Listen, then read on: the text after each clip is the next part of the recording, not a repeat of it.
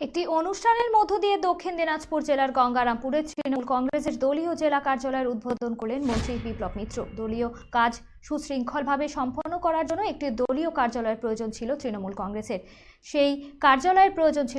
কংগ্রেসের। সেই দলীয় কার্যালয়ের উদ্বোধন হলো গঙ্গারামপুরের সোমবার। মন্ত্রী বিপ্লব মিত্র, বিধায়ক তোরাব হোসেন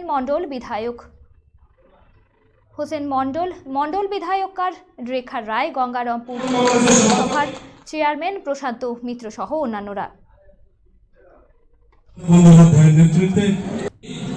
বলে দিল একটা কথা যে ইডি বাড়িতে চলে আসবে অথবা সিবিআই চলে আসবে, যদি ক্ষমতা থাকে আসবে, যদি ওদের করার থাকে করবে। আর এটা যদি হয় তাহলে কেউ যেন এটা না ভাবে ক্ষমতায় রাজ্যে এখনো 3 বছর আমরা আছি।